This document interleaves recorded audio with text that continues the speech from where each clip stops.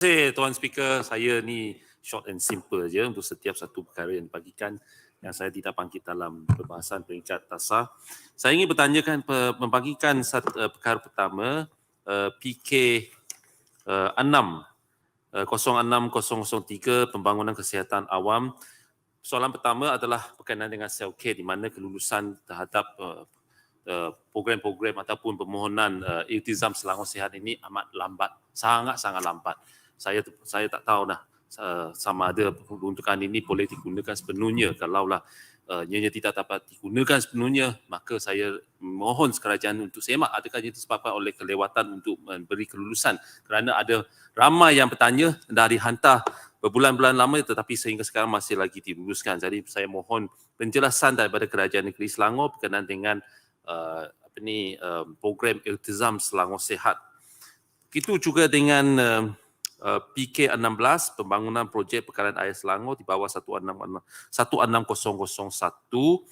pembinaan loji rawatan air Labuhan Tagang Kuala Langat sebanyak 4 juta akan diperuntukkan. Memang ni saya kira agak besar juga, tetapi saya juga ingin bertanya kerana memandangkan LRA ini adalah sangat penting untuk rakyat Kuala Langat, dan selama LRA ini dirasmikan kita lihat kualiti bekalan air termasuk tekanan air di kawasan kita ni semakin bertambah baik. Jadi saya ingin bertanya, apakah akan dilakukan untuk tahun 2023 di bawah peruntukan 4 juta ringgit ini yang akan memastikan bahawa pembangunan ataupun kualiti perkhidmatan air di kawasan Kuala Langat ini akan dapat diperkembangkan. Dan saya seperti biasalah kita perlu sediakan payung sebelum hujan.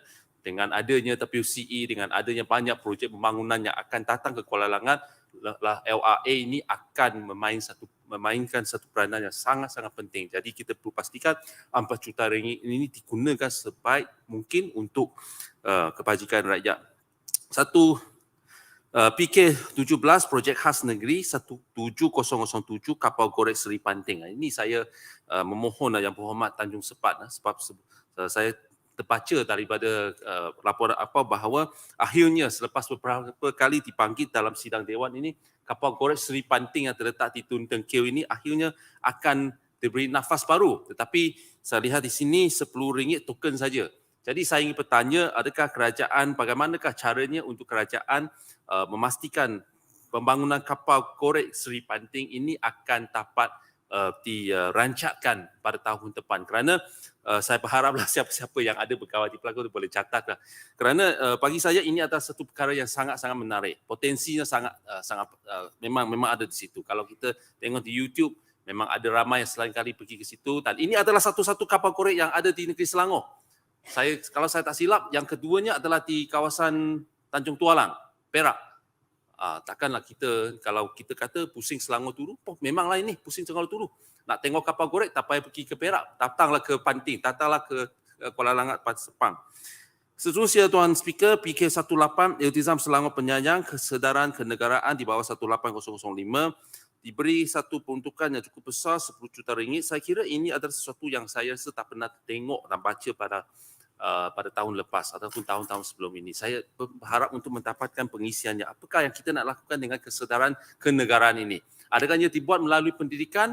Adakah ia dibuat melalui pembangunan? Adakah dibuat melalui program dan sebagainya? Apakah yang kita nak rancang nak buat ni? Kita memohon supaya perkara ini diberi perinciannya, dan sekiranya tidak ada perincian, saya rasa kita boleh ambillah perbahasan-perbahasan yang ada di kawasan sepanjang tempoh persidangan ini sebagai permulaan. Tuan Timbalan Speaker, saya juga ingin menyentuh juga tentang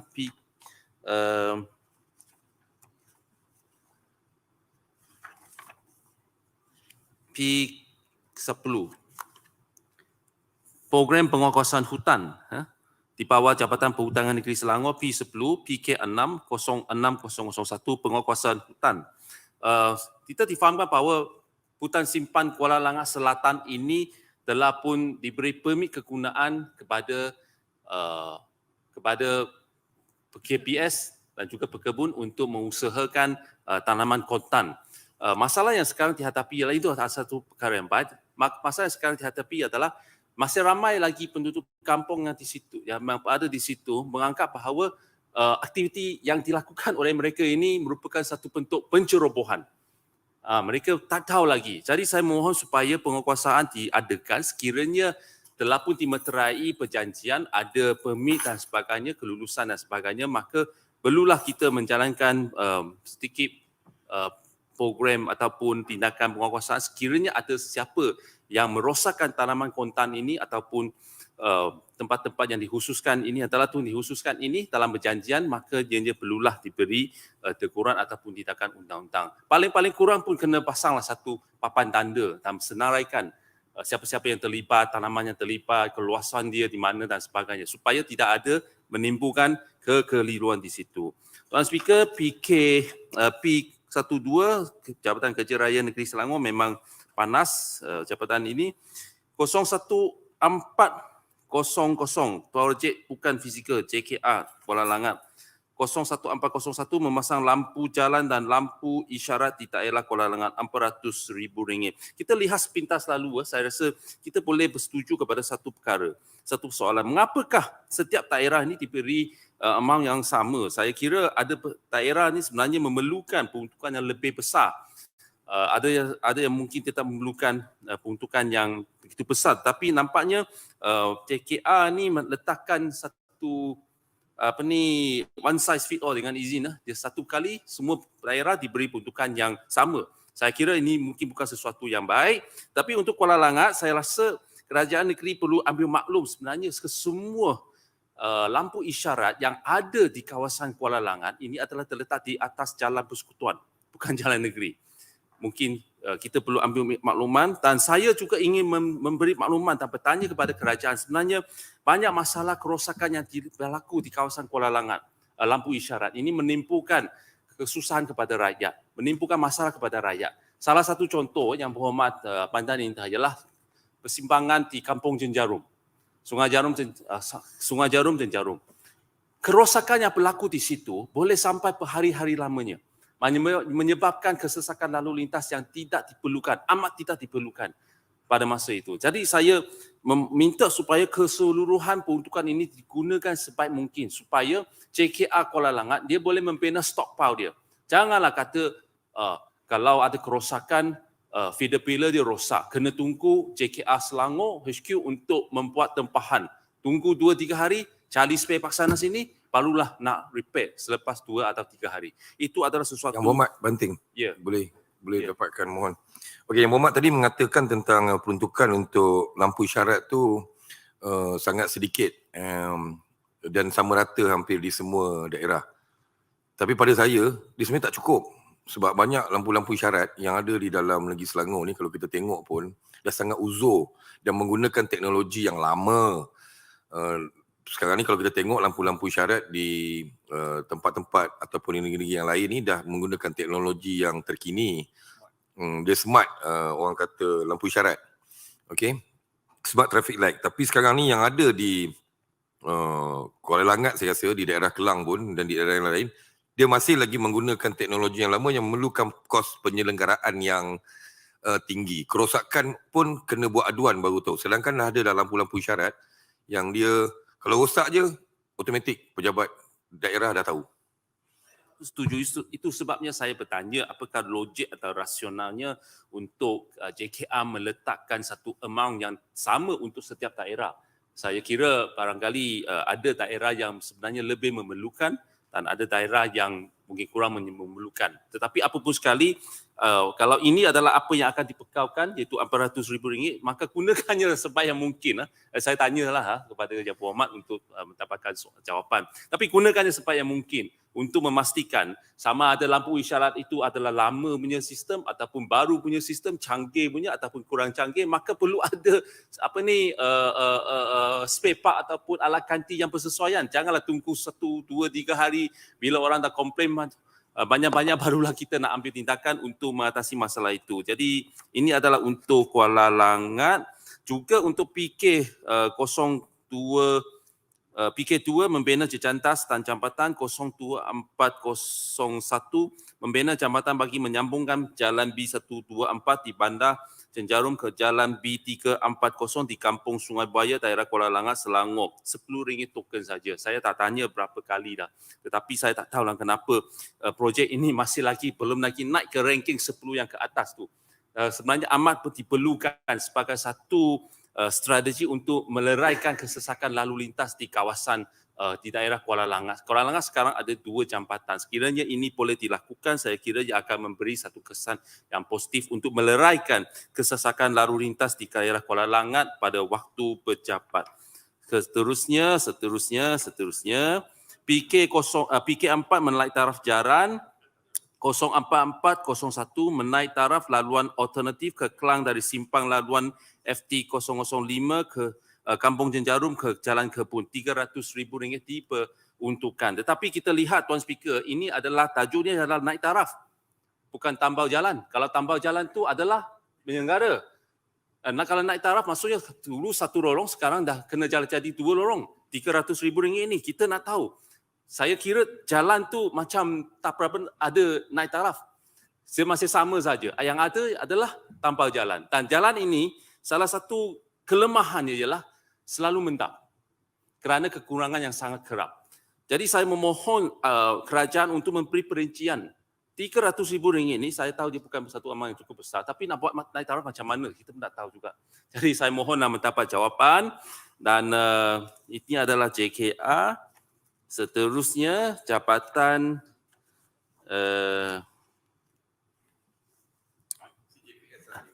JPS saja. Banyak saya tanya. Saya tak ulang, saya nak terima masa.